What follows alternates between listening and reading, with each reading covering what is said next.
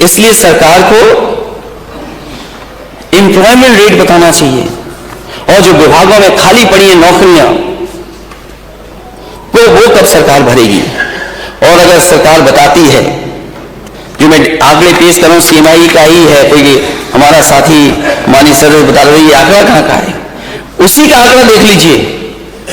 क्या employment rate जो पिछली सरकार में था, समाजवादियों की सरकार में था, उससे आप नीचे गए हैं कि नहीं गए हैं। अगर हम CMI का ही डेटा देखें, अगर हम centre for monitoring Indian economy का अगर हम डेटा देखेंगे तो 17 से और 22 के बीच में आपके यहां गिरावट हुई है। लोग हताश होकर के बैठ गए, नौजवान निराश होकर के बैठ गया, और इतनी नाउम्मीदी कभी नहीं थी जितनी नाउम्मीदी भारतीय जनता पार्टी की सरकार में है। लोग नौकरी और रोजगार की तरफ नहीं जा रहे, और अग्निवीर जैसी व्यवस्था हम समाजवादी लोग कभी स्वीकार नहीं कर सकते। अगर सीमा की सुरक्षा पर आपको नौजवान को भेजना है, जिसे वर्दी पहन करके सम्मान की बात हो, उससे परमानेंट नौकरी चाहिए, पुरानी नौकरी व्यवस्था होनी चाहिए। ये अग्निवीर जैसी व्यवस्था के पक्ष में हम लोग नहीं हैं।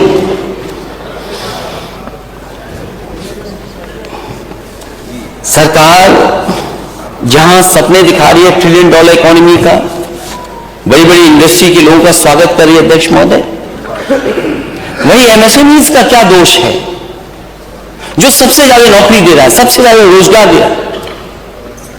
इन्वेस्टमेंट मीट में आए, बड़ी खातिरदारी हुई कूपन को लेकर के, कूपन बांटे गए। जब इन्वेस्टर्स लंच के लिए कम पड़ गए तो कूपन फ्री बटे, जिसको टाई पहन करके, अच्छे कपड़े पहन करके और कूपन हासिल करके लंच कर ले। ये स्थिति थी। जो MSME है उसके लिए क्या किया? ये बड़े उद्योगपति तो पहले भी आए थे,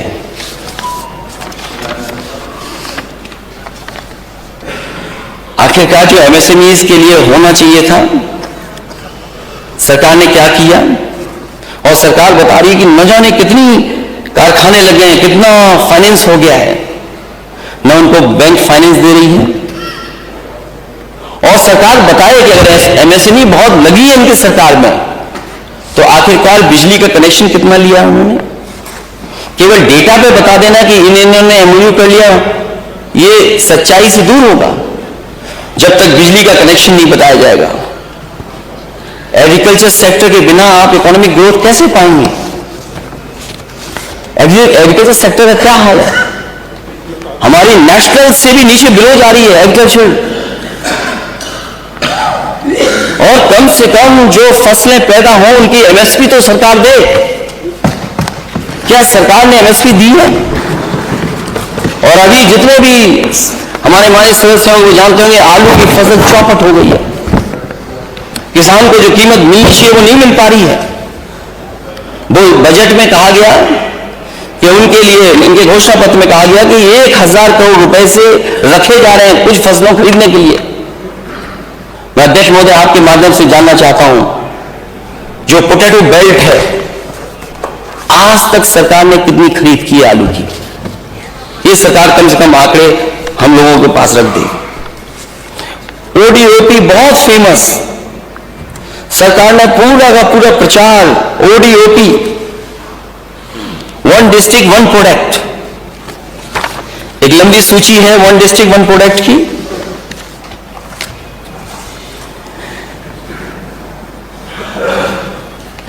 हर डिस्ट्रिक्ट का सरकार ने आइडेंटिफाई किया है कि वहां पर कितना बजट दिया जाएगा, कितना ODOP में काम हुआ होगा। अध्यक्ष महोदय, यहां पर जितने भी सदस्य हैं, पूरे प्रदेश के बैठे हुए सदस्य हैं, आगरा में लेदर प्रोडक्ट के लिए क्या बजट था, अलीगढ़ के ताले और हार्डवेयर के लिए कितना बजट दिया गया, अम्बेडकर नगर हमारे बुनकरों का भरा पड़ा है, बुनकर जो सुविधाएं समाजवादी सरकार में मिलती थी वो सभी सुविधाएं छीन ली गई।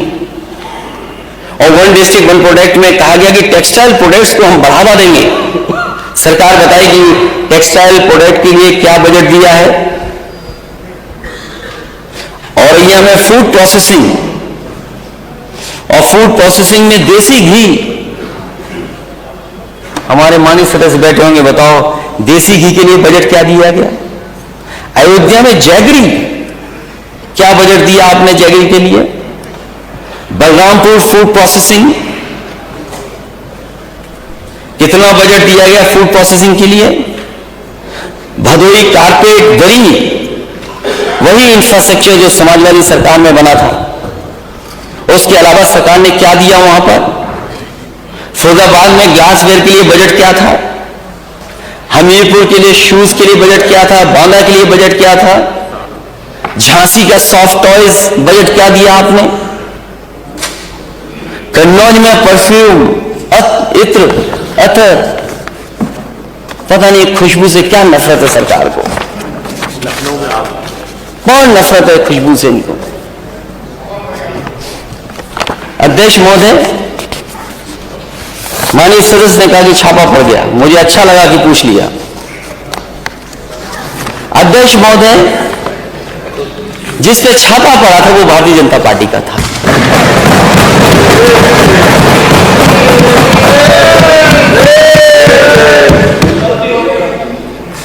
अरे अध्यक्ष महोदय, मैं माननीय सदस्य से कहूंगा अध्यक्ष जी से मिल ले चुपचाप, क्योंकि कानपुर के जिस उद्योगपति पे छापा मारा गया था उससे समाजवादियों का कोई रिश्ता नहीं था, क्योंकि चुनाव उत्तर प्रदेश में था। समाजवादी लोग कैसे बदनाम हो, समाजवादियों पे कैसे आरोप लगे, इसलिए वो छापा मारा गया। और गलती डिजिटल इंडिया की थी, क्योंकि जिसने इत्र का परफ्यूम का लॉन्च किया था उसका नाम भी पी जैन है, वो भी कन्नौज का रहने वाला है, वो भी उसी मोहल्ले का है, उसका भी कारोबार कानपुर में, मुंबई में है। पता नहीं कंप्यूटर में क्या दिखाई दिया डिजिटल इंडिया में कि जिसके यहां छापा मारना था उसके यहां छापा नहीं मारा अध्यक्ष महोदय, अपने यहां ही जो काम करता है, जो बीजेपी का समर्थन था, उसने छापा मार दिया। और अपनी खीज मिटाने के लिए इन्होंने फिर दोबारा उसके ऊपर छापा मारा। ये तो छापा मार सरकार है, और ये कोई नई चीज नहीं है।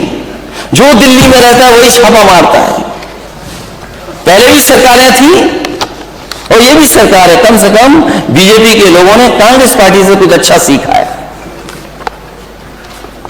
कांग्रेस पार्टी भी छापा मारती थी, बीजेपी ने कम से कम कांग्रेस के रास्ते पे चलने का काम किया है। बीजेपी ने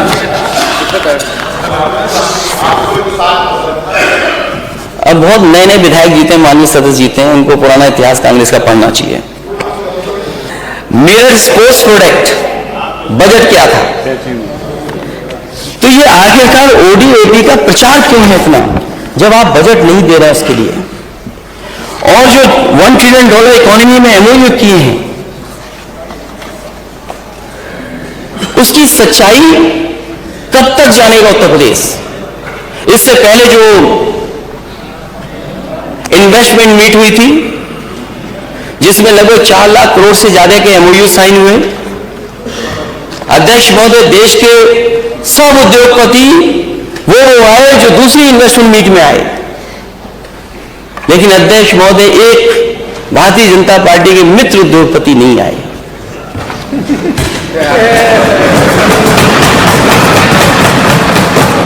कहां 2 नंबर का प्रचार हो रहा था, कहां 2 नंबर? भारत को गर्व होता है इस बात पर कि भारत का एक उद्योगपति दुनिया में नंबर 1 पर पहुंच गया। हमें भी गर्व होता, हम भी कहते कि देखो हमारा उद्योगपति कम से कम इतना अच्छा कारोबारी है, कारोबार करता है कि दुनिया के नंबर 1 पर है। दुनिया के बड़े बड़े उद्योगपतियों को पछाड़ दिया उसने। क्या है दिग्जॉस, क्या है दूसरा इंडस्ट्रियलिस्ट? दुनिया में हमारा इंडस्ट्रियलिस्ट है। केवल एक रिपोर्ट नहीं, केवल एक रिपोर्ट में सोचिए अध्यक्ष महोदय, कहां दुनिया के दूसरे नंबर की और कहां दुनिया के किस नंबर पे कोई नहीं जानता आज कहां पर है। अध्यक्ष महोदय, मित्र की पहचान तो तभी होती है जब बुरा वक्त आता है। क्या बीजेपी ने अपने मित्र को छोड़ दिया?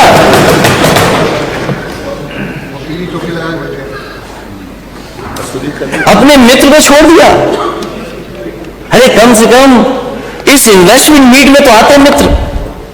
और अगर मित्र को छोड़ दिया तो हमारे जो माननीय वित्त मंत्री जी हैं वो एक्सप्रेसवे से कैसे लखनऊ आएंगे?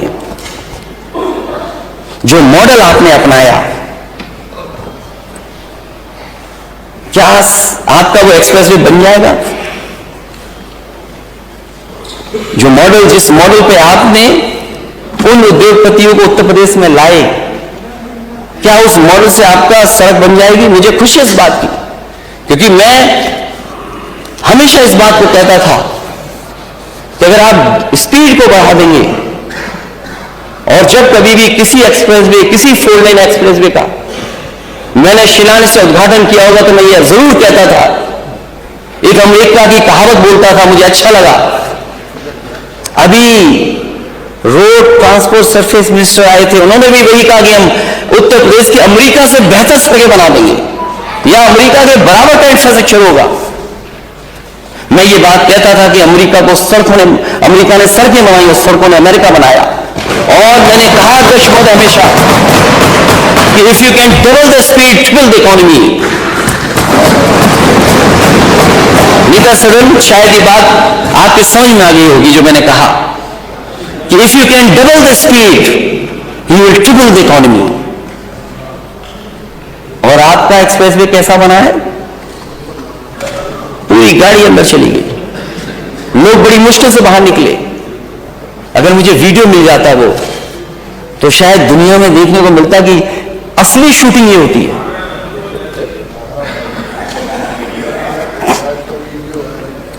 और जो बात एक्सप्रेसवे की है वो कैसे बनेगा, वो मॉडल क्या था, उस मॉडल पे क्या आपका गंगा एक्सप्रेसवे बन जाएगा? जो आपने टाइमलाइन दी है, जो आपने समय तय किया है, क्या वो एक्सप्रेसवे बन जाएगा तब तक?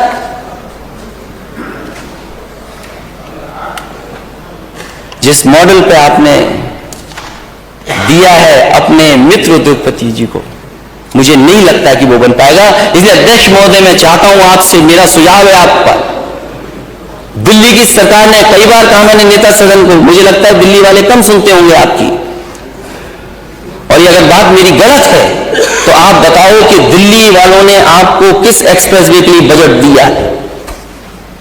ये मौका है, आप अपना एक्सप्रेसवे दिल्ली वालों को दे दो और कम से कम दिल्ली वालों से बजट लेकर के बनवा लो। ये बनने वाला नहीं है, क्योंकि जिनको आपने दिया उनके साथ आप खड़े ही नहीं है। मैं केवल एक्सप्रेसवे की बातें नहीं कर रहा हूं, जो समाजवादी सरकार में काम हुए थे, इनका पीडब्ल्यूडी का बजट पिछली बार का, अगर मैं करेक्ट हूं तो 27,470, माननीय लालजी वर्मा जी, यही था बजट इनका पीडब्ल्यूडी का 27,470, और खर्च हुआ कितना? 7,570 खर्च किया केवल।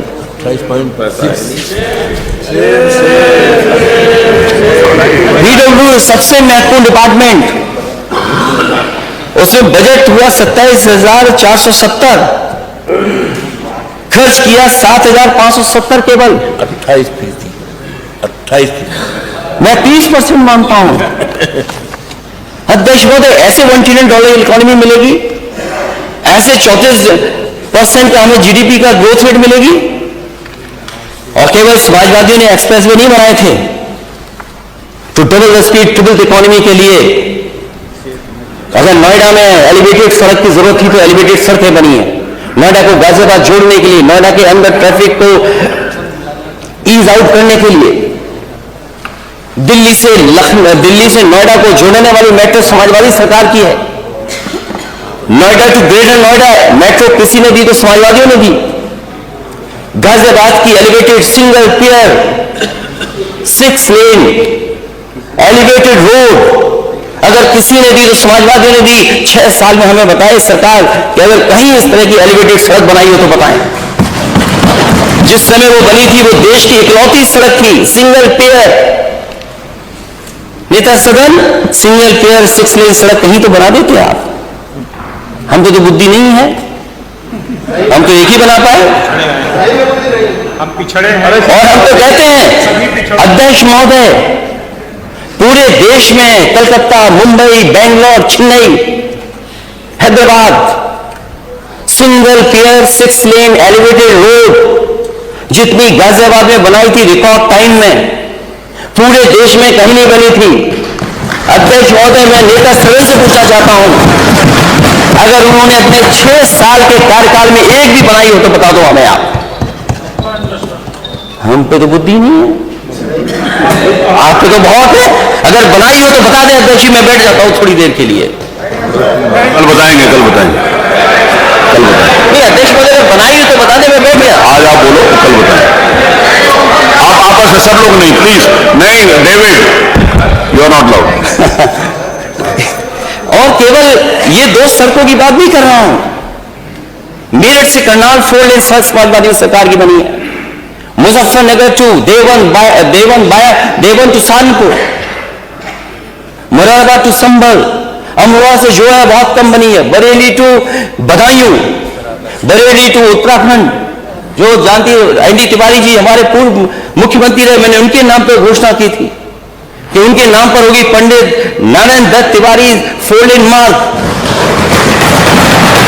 लखनऊ से मलियाबाद होकर के हरदोई से शाहजहांपुर 4 लेन, आपके सीतापुर से लखीमपुर 4 लेन, एटा से लेकर के करौली से लेकर के मैनपुरी, मैनपुरी से लेकर के आपके इटावा तक 4 लेन,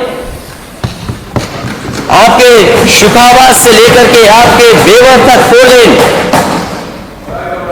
आपके कन्नौज से लेकर के तिरवा से लेकर के बिधुना तक 4 लेन, छिबरामऊ से लेकर के सौरी 4 लेन, आपकी बहराइच से सराबस्ती 4 लेन, आपके गोंडा से बलरामपुर आरसीसी की सड़क बनाई जिससे कभी टूटे नहीं अगले 30-40 साल, आपके रामनगर से वो गोंडा वाली 4 लेन सड़क, आपके देश की सबसे खराब सड़क मानी जाती थी कालपी टू हमीरपुर 4 लेन, उरई जालौन से लेकर के औरिया 4 लेन, आपके आजमगढ़ से मऊ 4 लेन, आजमगढ़ से जौनपुर, जौनपुर से इलाहाबाद 4 लेन, बाबतपुर एयरपोर्ट से लेकर के भदोई 4 लेन, सोनभद्र से लेकर के बनारस 4 लेन। जब ये सड़कें बनती है तब खर्च होता है। अरे आपके पास तो डबल इंजन है, क्या दोनों इंजन टकरा रहे हैं एक दूसरे से क्या? आप क्यों नहीं डिजाइन कर पाए सड़क? आपको किसने रोका था? और मैं तो कहूंगा अध्यक्ष महोदय, 6 साल के अंदर अगर एक भी बजट यूपी बजट के हेड से आपने 4 लेन सड़क बताई हो तो बता दो हमें आप।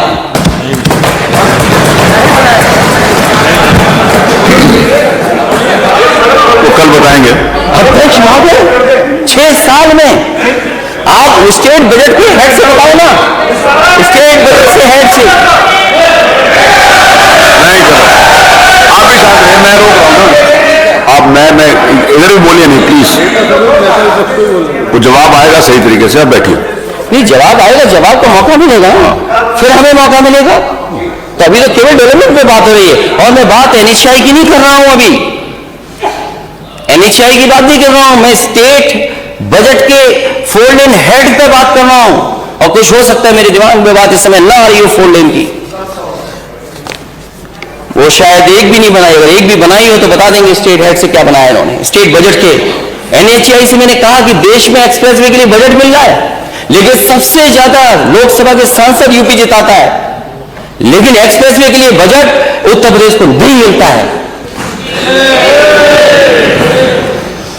वो डिस्ट्रिक्ट हेडक्वार्टर्स को जोड़ने के लिए सड़कें बनाई गई थी, जिससे कि कम से कम हमारा मोबिलिटी फास्ट हो जाए।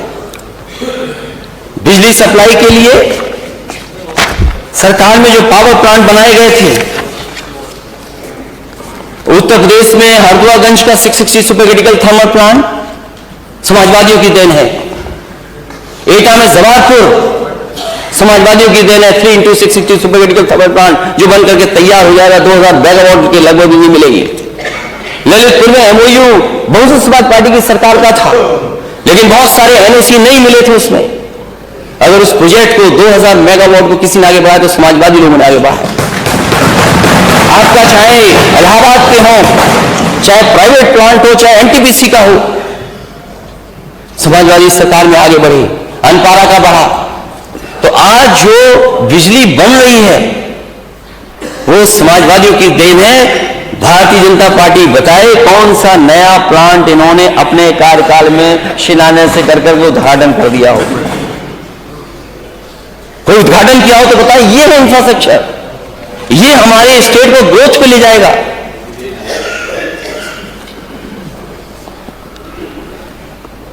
पुलिस हेडक्वार्टर समाजवादियों की देन है। हाई कोर्ट की बिल्डिंग आप देखते होंगे, बहुत ऐतिहासिक शानदार बनी।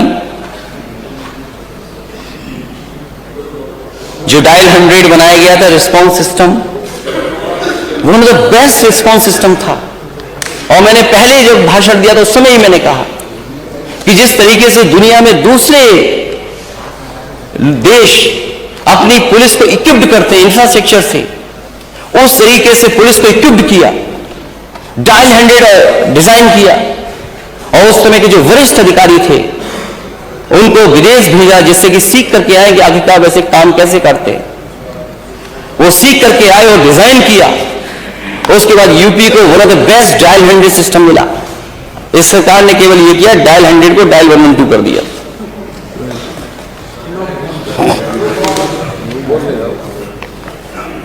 अध्यक्ष महोदय, इस विधानसभा के सामने हूबहू सी दिखता हुआ फ्रंट टेलीविजन लोक भवन का है। मुझे याद है उस समय जो